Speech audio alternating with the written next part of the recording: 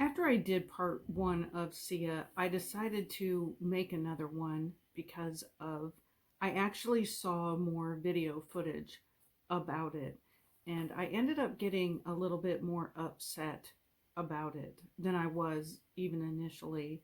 So I jotted down some notes in order to convey a little bit of how I was feeling.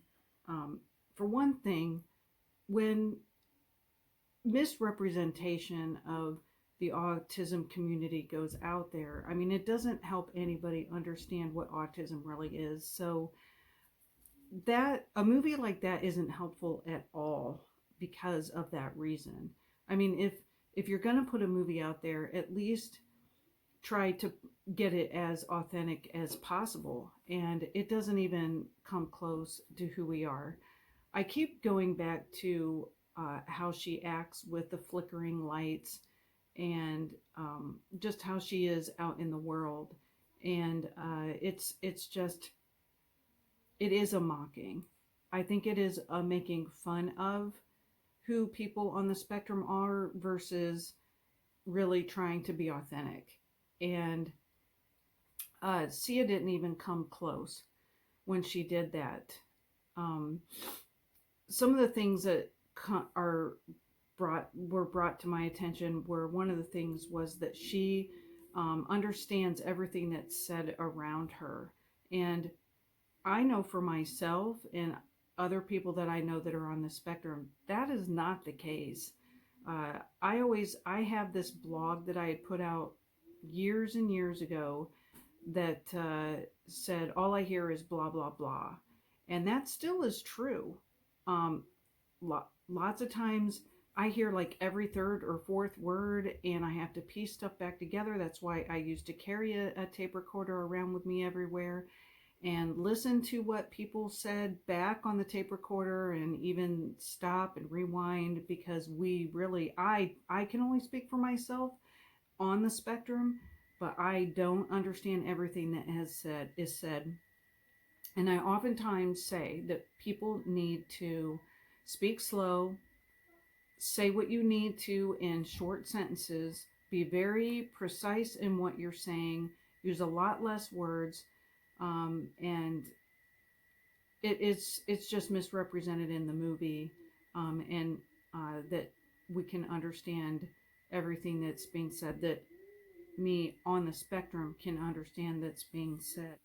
Autism is misrepresented in so many ways anyway, and just the other day, we were at a developmental doctor for my 7-year old who has autism, 100% has autism.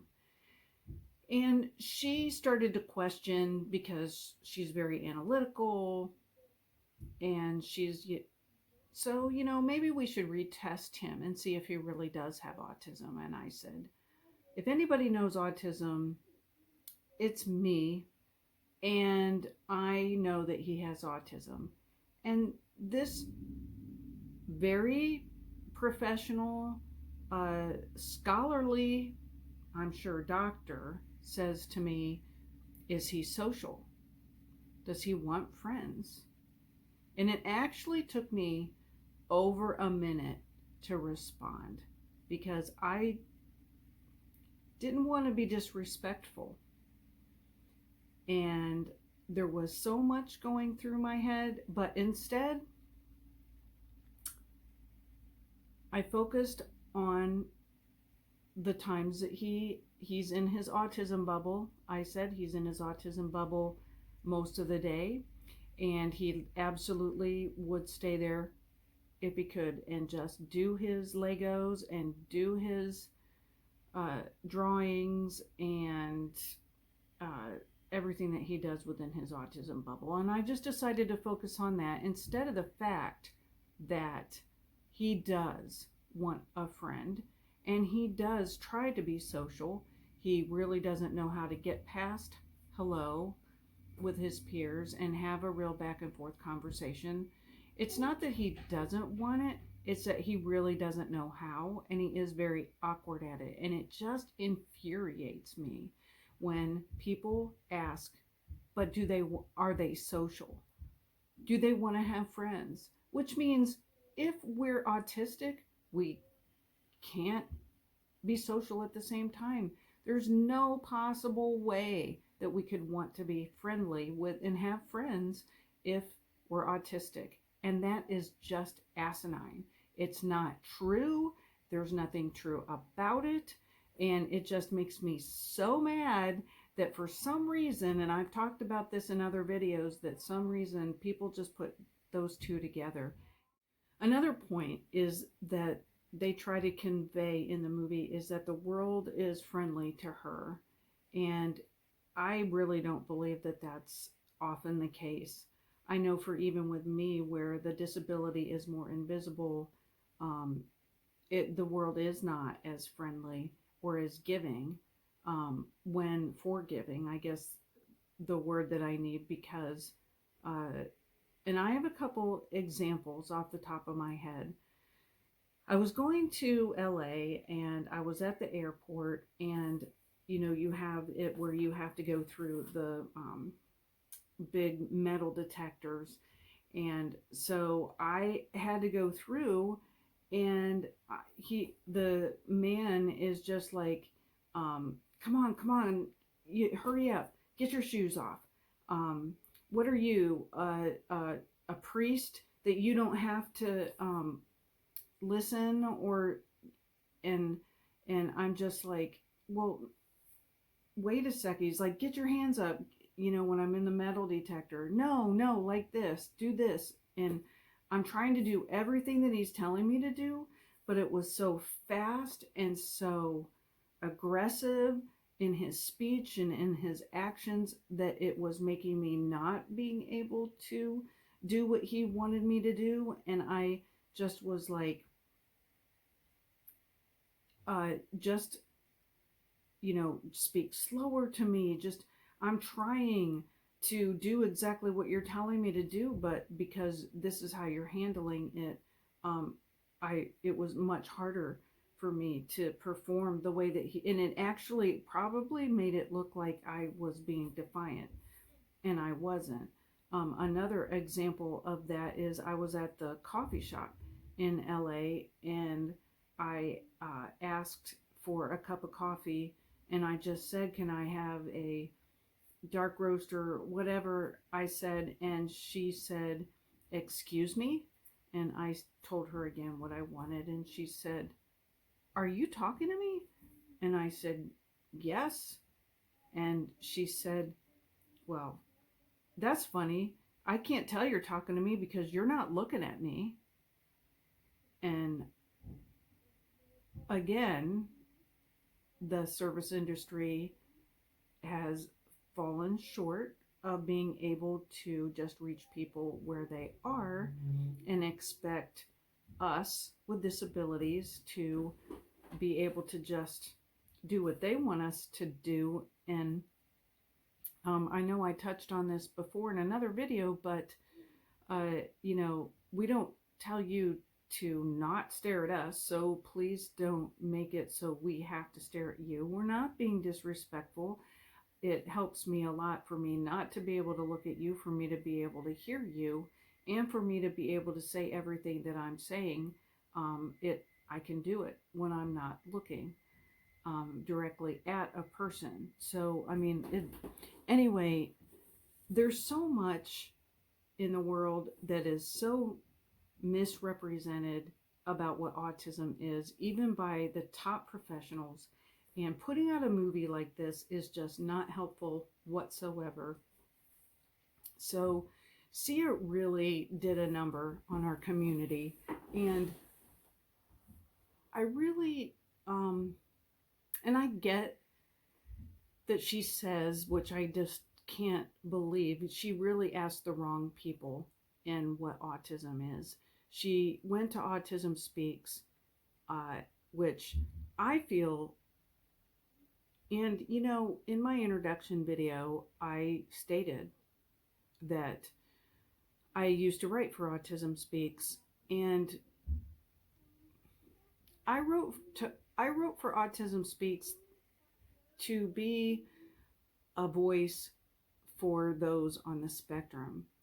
Uh, for the for us to be able to have a representation, and without with how top heavy it is, and with how they really do not represent our community, I wish that I wouldn't have done that.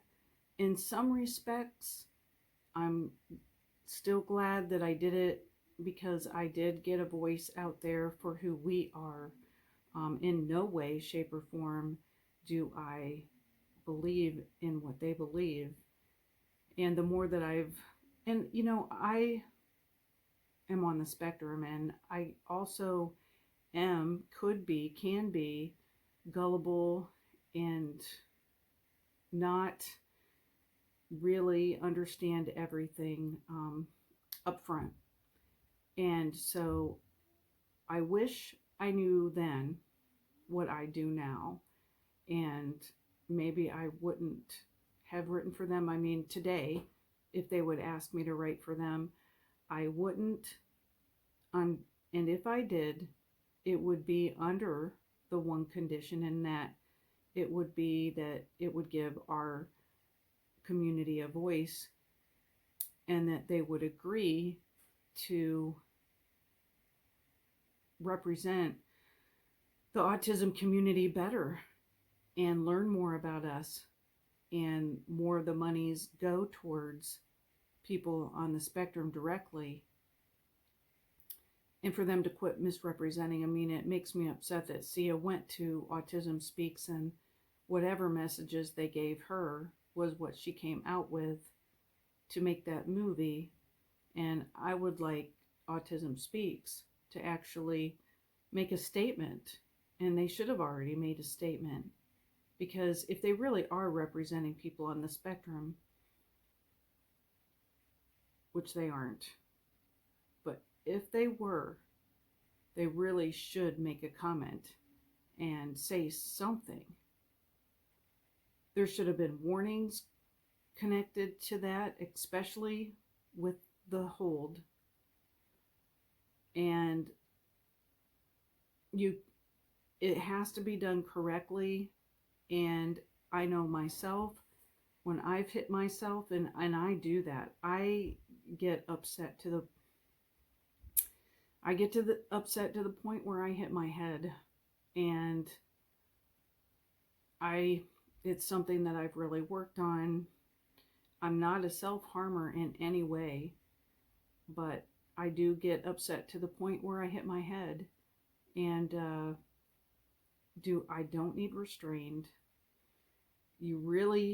It's a last-ditch effort, and honestly, you really shouldn't even touch anybody on the spectrum that's having that kind of a reaction, unless they're going to hurt somebody else or hurt themselves severely, really hurt themselves.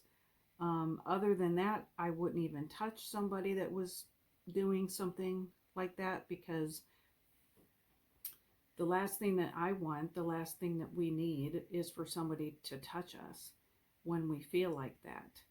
And it just we don't have as much of a voice as we would like. And a lot of that is because that's one of our biggest downfalls, is having a voice, being able to express ourselves. And I know for myself, it's something that I've worked on for decades, and I still struggle with.